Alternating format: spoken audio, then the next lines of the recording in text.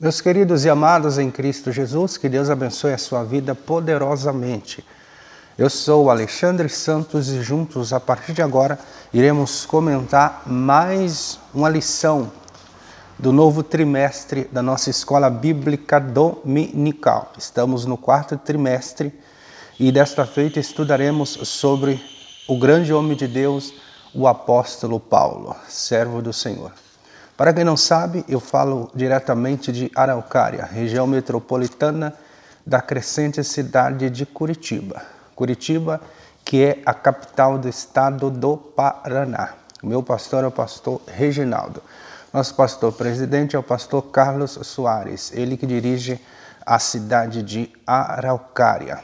Eu queria mandar um abraço todo especial aos 134 inscritos deste canal. Estamos crescendo.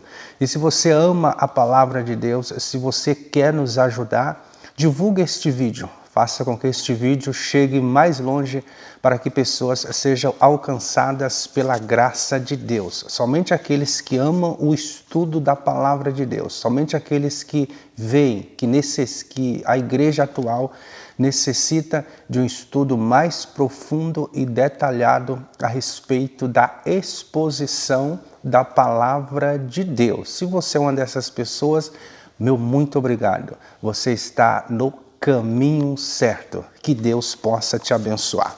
Vamos então ao que mais nos importa nesta oportunidade. Desta feita, estudaremos a lição de número 1 do quarto trimestre de 2021. Nesta oportunidade, estaremos falando sobre o mundo do apóstolo Paulo. Esta lição ela é do dia 3 de outubro de 2021. Estudamos esta lição com um empenho muito grande. Eu queria aqui mostrar para vocês as fontes que eu usei para comentar esta lição. A primeira fonte é a Bíblia Sagrada, a palavra do nosso Deus. Eu também usei este livro da editora Paulus.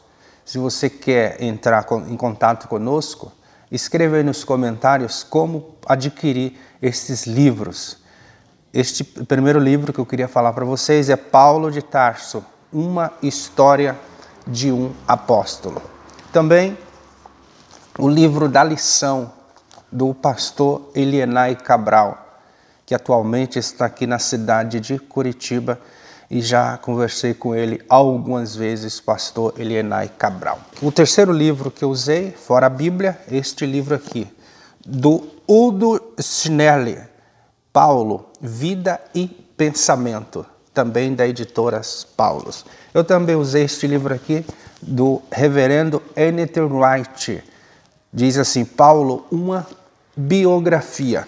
E eu também usei este livro aqui do F.F. Bruce, diz assim, Paulo, o apóstolo da graça. E também a nossa revista da Escola Bíblica Dominical.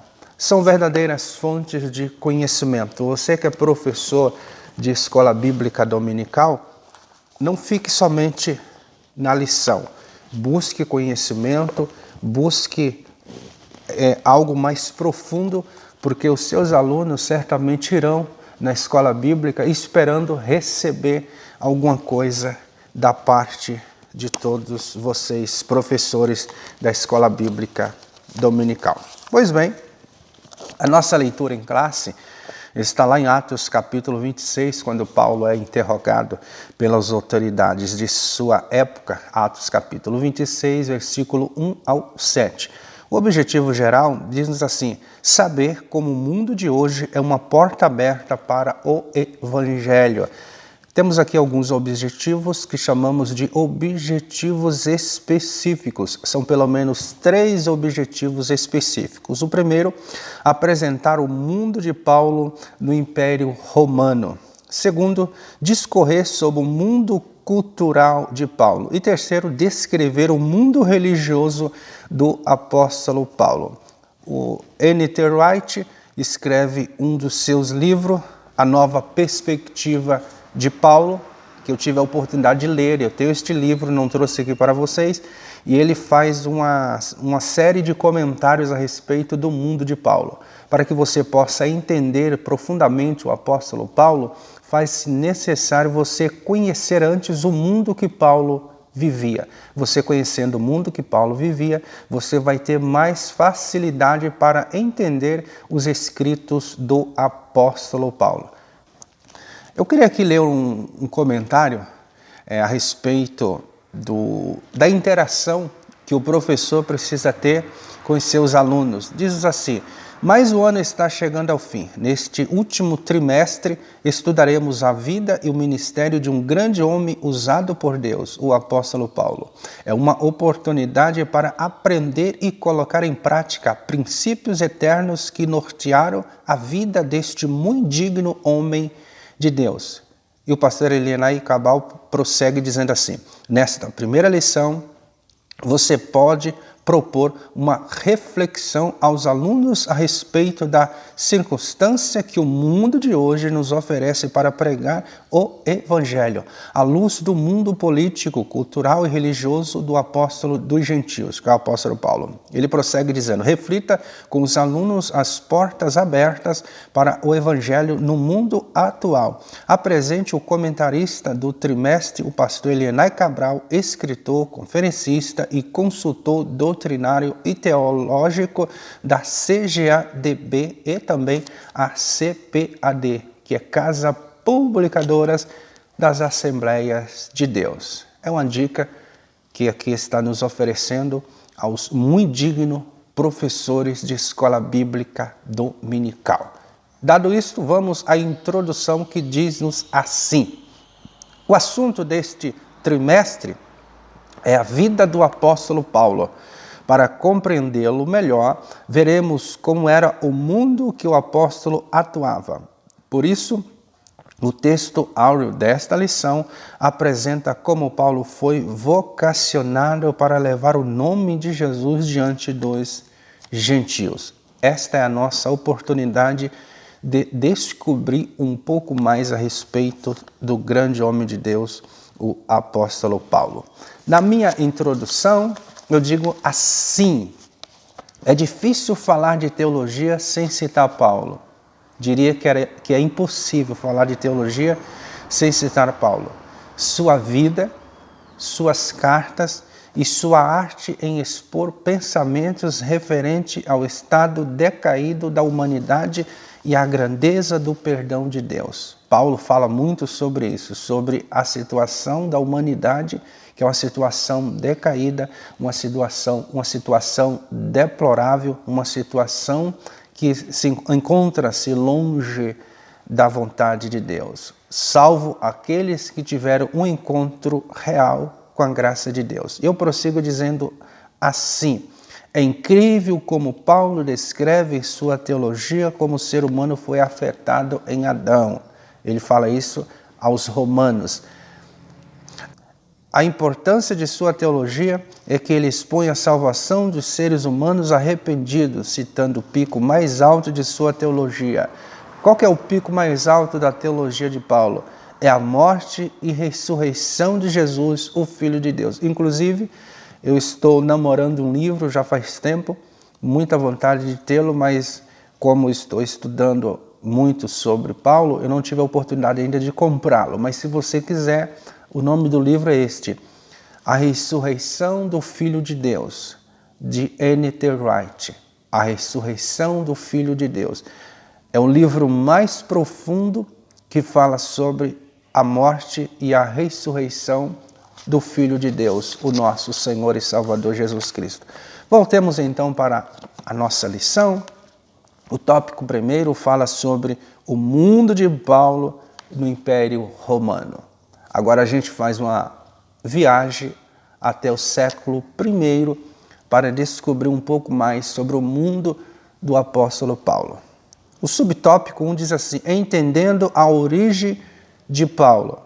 Diz assim o comentarista: há muitas informações concretas acerca da vida cronológica de Paulo, como sua data de nascimento, formação cultural e religiosa. Geograficamente, Paulo, que o nome romano era cultural de Tarso, capital da Cilícia, que ficava às margens do rio Sindinos, na Ásia Menor. Sobre o seu nascimento não temos data precisa, talvez tenha ocorrido no ano 5 a.C. Desta forma, quando o nosso Senhor foi crucificado, Paulo poderia ter entre 30 e 35 anos de idade. Muitas pessoas perguntam quantos anos Paulo tinha aproximadamente quando Jesus exercia o seu ministério. Há quem diga que é uma diferença ali de 3 a 5 anos de idade. Outra pergunta também que as pessoas fazem é se Paulo teve encontro com Cristo histórico, ou seja, com Cristo em vida. Não há relatos. Provavelmente Paulo não teve este encontro com Jesus, estando Jesus exercendo o seu ministério terreno. O porquê?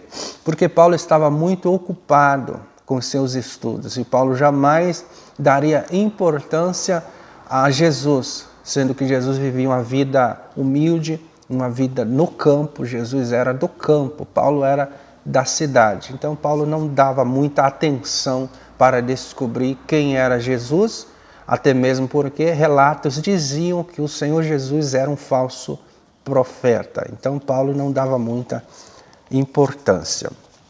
Eu comento o tópico 1 do subtópico, também de número 1, dizendo assim: Paulo foi um apóstolo de Jesus. A palavra apóstolo, em sua língua grega, tem o significado de alguém que é enviado. Nasceu na cidade de Tarso, hoje é parte da Turquia. Ele era fariseu com cidadania romana. Paulo tinha dupla cidadania. No decorrer dos estudos, a gente vai falar a respeito disso. Ele também foi educado desde muito cedo pelos seus pais nas leis de Deus. A partir dos 5 anos de idade, Paulo já está recebendo instruções a respeito da lei de Deus. Dos 5 aos 8 anos de idade, ele estuda na escola comum e depois dos 10, 11 anos de idade, ele começa a estudar aos pés de Gamaliel. Teve a oportunidade de estudar em Jerusalém, pode assim dizer, na maior escola de teologia da época. Isso significa que Paulo tinha uma soma de dinheiro muito grande, não ele, mas os seus pais, que bancaram os seus estudos. Estudar com Gamaliel em Jerusalém, que é a capital, na época era a capital da adoração, a capital da teologia, a capital do estudo sobre Deus. Estudar em Jerusalém não era para qualquer um. Isso significa que Paulo e os seus pais tinham uma grande soma de dinheiro. Ele formou-se com um erudito que chamava Gamaliel. Parte do que Paulo ensina depois da sua conversão teve a ver com Gamaliel, o homem que, embora a gente não tenha conhecimento que se converteu ao Senhor Jesus, mas era um homem muito moderado, um homem muito cheio de conhecimento. Então, antes da conversão, Paulo não demonstra muitos traços de Gamaliel. Após a sua conversão, Paulo vai demonstrar traços que aprendeu também com Gamaliel, que não é a única fonte da teologia de Paulo. Paulo tem várias fontes de sua teologia. E no decorrer dos estudos a gente vai falar sobre estas fontes de teologia do apóstolo Paulo. Gamaliel foi o neto do grande judeu Hilel, o ancião, ambos doutores da lei. Aqui é um panorama a respeito do apóstolo Paulo. Subtópico 2 do tópico. Primeiro fala sobre isto, a geografia do mundo de Paulo. Geograficamente, o mundo gentílico estava sob o domínio do Império Romano. Então era Roma que comandava na época do apóstolo Paulo. Naqueles dias, entre os anos 33 e 35 depois de Cristo, o imperador era Tibério. A dimensão geográfica do Império Romano permitia excelentes possibilidades de viagens missionárias, o que ajudou muito. Foi no Império Romano que a igreja expandiu-se. Por quê? Porque o Império abriu estradas e a igreja ia atrás, semeando a palavra de Deus. Paulo não trabalhava sozinho, Paulo tinha os seus discípulos, que eram os seguidores de Jesus que estava ao seu lado. Então Paulo não faz esta grande dimensão, esta grande obra sozinho, ele não trabalha sozinho. Inclusive na carta aos Romanos ele vai citar várias pessoas que trabalharam junto com ele, inclusive várias mulheres, a título de curiosidade. Segundo informes da história, a malha viária abrangia em torno de 300 mil quilômetros, sendo que 90 mil quilômetros apresentavam condições excelentes para viajar. As estradas do Império, bem como as vias marítimas, foram de grande importância para a expansão da fé cristã. Pelo Espírito Santo, o apóstolo percebeu as oportunidades incríveis para a disseminação do Evangelho no Império. Paulo tinha uma estratégia tão profunda, tão cheia da sabedoria de Deus, que no próprio palácio do imperador, ali se encontravam muitos cristãos. Tá? Então, na época, a pregação da palavra do Senhor alcançou todo o império, inclusive no palácio do rei. Eu comento o subtópico 2 do tópico 1, da seguinte maneira: eu falo sobre o Império Romano. Eu digo assim: o Império Romano. Sob o domínio do Império Romano estavam 6 milhões de habitantes. Roma, nesta fase, foi habitada por 1 milhão de habitantes. Entre os pontos fundamentais para o sucesso do Império estava exército, que era profissional e atuava como uma legião. Sob o comando de estatutos generais, Roma expandiu o poderio ao Mediterrâneo. Esta expansão que os imperadores vão conquistar. Os imperadores na época, eles não simplesmente ficavam nos palácios, eles iam à batalha, que era um jeito de incentivar os seus liderados. Isto fala muito com a igreja atual, que o líder precisa ir com o seu povo, precisa ir com a sua, entre aspas, a sua tropa. O líder hoje ele não pode ficar atrás de uma cadeira só dando ordem, só mandando. Ele precisa ir com o seu povo para conquistar os perdidos que estão lá fora e necessitam da presença e da glória de Deus. Há muitos pastores que nos dias de hoje não vai com o seu povo, não vai com os seus liderados. Ele está em falha. Ele precisa rever os seus conceitos e pegar novamente no arado e ir com o seu povo à conquista, como fazia os imperadores da época do apóstolo Paulo. Características do Império Romano. Essencialmente comercial, escravizava os povos conquistados, ou seja, quando os imperadores conquistavam a cidade, ele escravizava as pessoas ali, demonstrando sinal de autoridade. Uma vez que este povo que foi capturado prestasse reverência ao seu comando, os imperadores então deixavam estas pessoas livres. Se resistissem, eles acabavam sendo até mortos. O controle das províncias era feito por Roma. Politeísta, o governo tinha cargo vitalício. A extensão territorial era obtida por conquistas ou golpes militares. Era assim que funcionava a conquista ou as conquistas do Império Romano. Subtópico 3, do tópico 1, fala assim: Paulo, chamado para os gentios. Ou seja, Paulo, antes de ser apóstolo, ele foi separado por Deus para levar a sua mensagem aos gentios. A título de curiosidade, sabe aquela expressão que muitos pregadores dizem assim: se os judeus não tivessem rejeitado Jesus, nós não estaríamos aqui. Esta afirmação não é verdadeira. Subtópico 3 do tópico 1, então, diz-nos assim: Atos 9 mostra que em sua infinita sabedoria e presciência, Deus separou Paulo e o chamou a partir de uma experiência espiritual impressionante. Bem diferente, o comentarista prossegue, dos demais apóstolos, para levar o nome de Jesus ao mundo gentílico.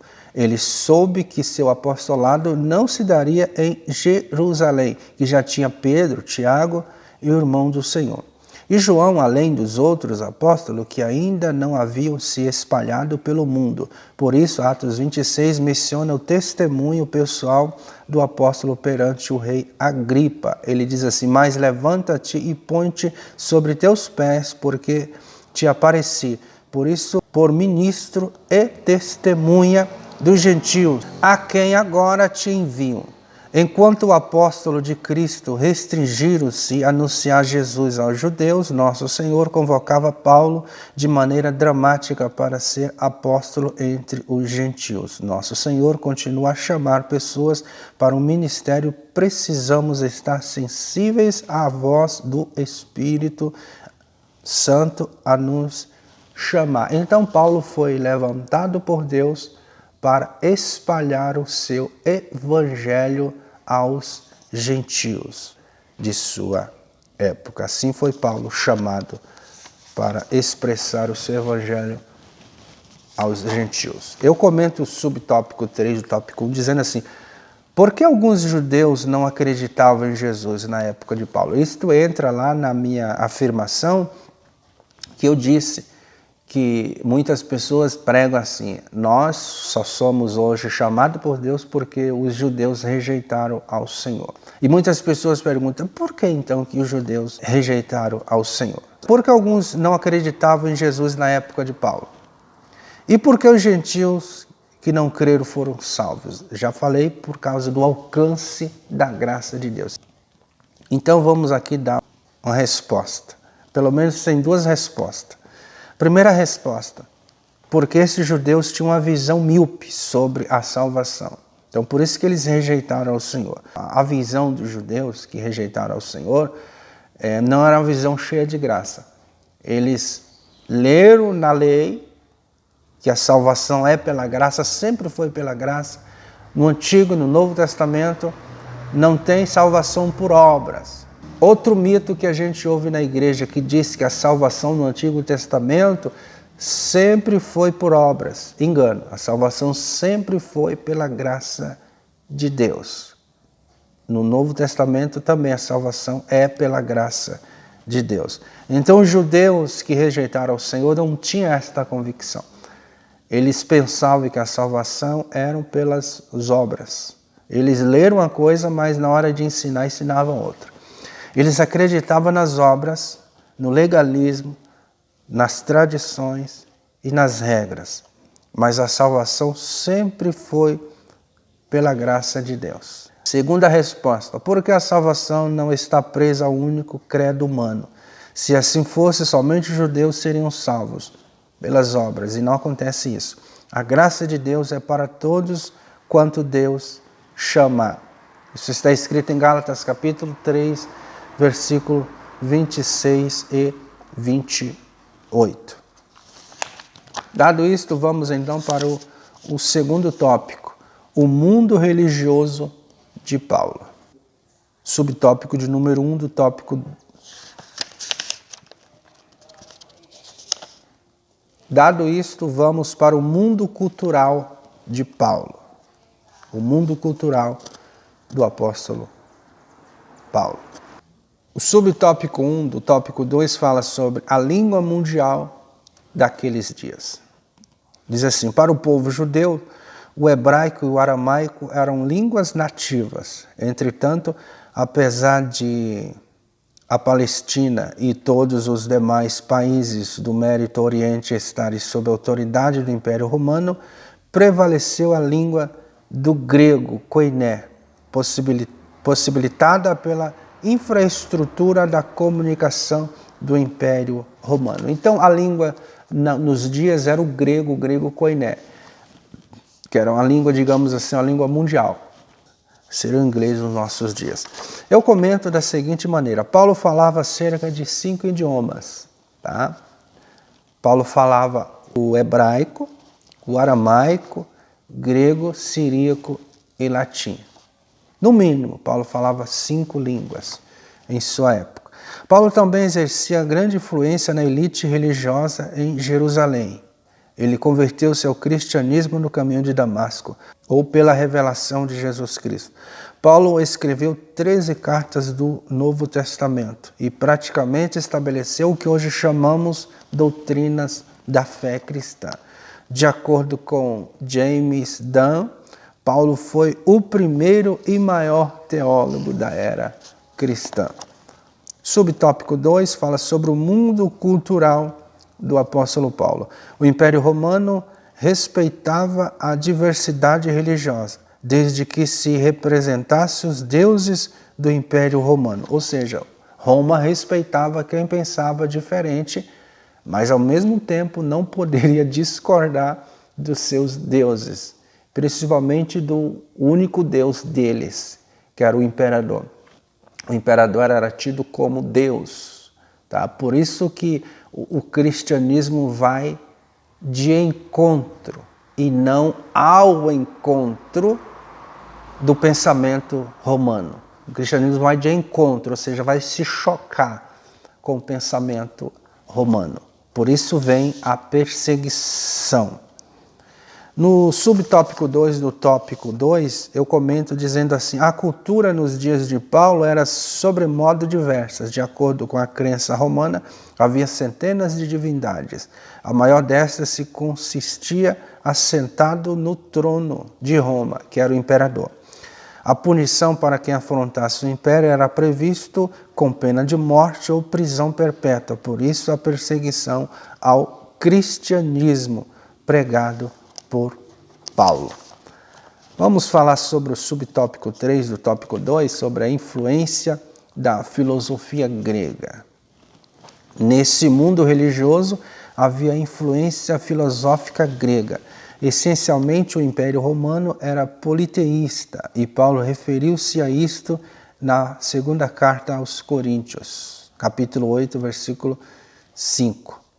A influência filosófica grega, especialmente do gnosticismo, era muito forte e acabou influenciando o pensamento de muitos cristãos daqueles dias. Os líderes da igreja da época tiveram de refutar com veemência as teorias do gnosticismo, cujos adeptos queriam misturá-las com a doutrina pura de Cristo. Naturalmente, pelo fato de ter vivido naquele mundo, Paulo teve de fortalecer a doutrina cristã sobre Deus, fé, Jesus, Espírito Santo, graça e salvação. O apóstolo indiscutivelmente se tornou grande defensor do Evangelho de Cristo. Como proclamadores do Evangelho, devemos pensar em estratégias a fim de que nossos jovens e adolescentes, bem como a maturidade cristã, possam expressar as razões da fé com mansidão, temor diante dos não crentes. Então a importância de Paulo, mais uma vez, ressaltando, foi estabelecer as doutrinas do cristianismo, as doutrinas da fé cristã, porque na época o gnosticismo estava muito avançado, que negava a pessoa humana de Jesus, que negava a influência na salvação do nosso Senhor. E Paulo combate tudo isso. Se você quiser mais informações sobre o gnosticismo, procure por Marcião de Sinop. Ele foi um grande gnóstico que muito atrapalhou os cristãos do século I da era cristã.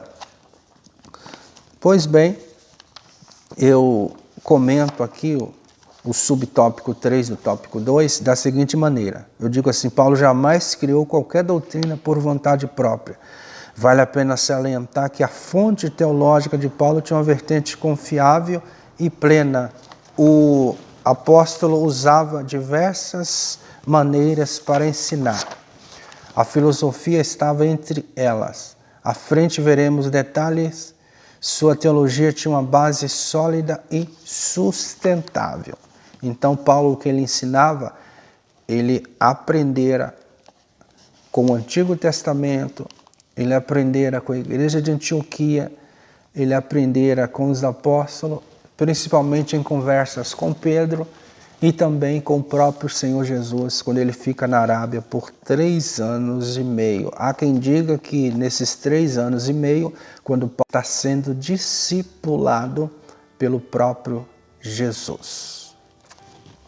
Vamos então passar para o último tópico desta pré-aula. Diz sobre o mundo religioso de Paulo. Vamos ler então o mundo religioso de Paulo. Subtópico 1 do tópico 3 fala sobre Paulo se identifica como judeu. Diz assim, em Atos 22, 3, Paulo declara sua defesa em Jerusalém diante dos judeus que se opunham à mensagem, tratando-o como traidor da fé cristã. Ele diz, eu sou judeu, nascido em Tarso da Cilícia. Ele falava em hebraico para aquela plateia quando todos esperavam que falasse apenas em grego. O apóstolo tinha o sangue de pais judeus. Seu pai era fariseu zeloso, influente na sinagoga em Tarso, e o criou para ser um fariseu. Então Paulo, ele não é apenas romano, mas Paulo também é judeu. Daí o nome Saulo, que vamos aprender isso na aula seguinte. Paulo se identifica como judeu. Eu faço um comentário assim, algumas fontes da teologia de Paulo. Primeira, os estudos do Antigo Testamento, já falei para vocês. Segunda, o pensamento grego de sua época. Terceira, a revelação de Jesus Cristo. Quarta, os escritos da igreja de Antioquia. E por último, algumas conversas com Pedro, o apóstolo, como eu já acabei de falar para todos vocês. Subtópico 2 do tópico 3 fala sobre Paulo foi criado dentro da fé judaica. A circuncisão foi uma lei obedecida pelos pais de Paulo, que o circuncidaram ao 8º dia do seu nascimento. Uma vez que os judeus valorizavam muito a genealogia, o apóstolo se declarou da tribo de Benjamim, que é dessa mesma tribo que veio o rei Saul. Há quem diga que o nome Saulos é um atributo ao rei Saul, que foi o primeiro rei de Israel. Eu comento o subtópico 2 do tópico 3 da seguinte maneira, eu digo assim, Paulo conheceu pessoalmente alguns apóstolos que andaram e ouviram os ensinos de Jesus. Ele vai dizer isso aos Gálatas, capítulo 1, versículo 18 e 19. Ao expressar seus ensinos, Paulo faz com dinâmica e maestria, expondo sempre a importância das palavras do seu mestre, o Senhor Jesus. Servo do nosso Senhor era Paulo, servo de Deus. Vamos então para o subtópico 3 do tópico 3 também. O mundo, palco da mensagem de Paulo ao povo gentílico. O mundo missionário do apóstolo de Jesus restringia-se numa visão inicialmente limitada, apenas ao povo judeu. Quando o Senhor convocou Paulo, o chamou pelas características de que precisava para disseminar o evangelho do mundo gentílico. As culturas romanas e gregas que Paulo adquiriu davam-lhe condições de peregrinar pelo mundo gentílico. Ele plantou igrejas na Galácia, Caia e Ásia Menor. O apóstolo não se importava com o status social, pois tinha bagagem cultural para entrar nos palácios, nos sinédrios judeus, nas praças, nos aerópagos, em Atenas. Portanto, o mundo dos gentios foi o palco que o Espírito Santo montou para que Paulo pregasse o nome de Jesus e estabelecesse novas igrejas por onde passasse. A história diz que Paulo pregava todos os dias e ele viajava cerca de 30 quilômetros todos os dias para ministrar o Evangelho de Deus. Paulo dedicou a sua vida tanto ao Evangelho que ele acabou com a sua saúde, acabou com seu físico, simplesmente porque ele amava e obedecia a ordem de Deus, a palavra do Senhor.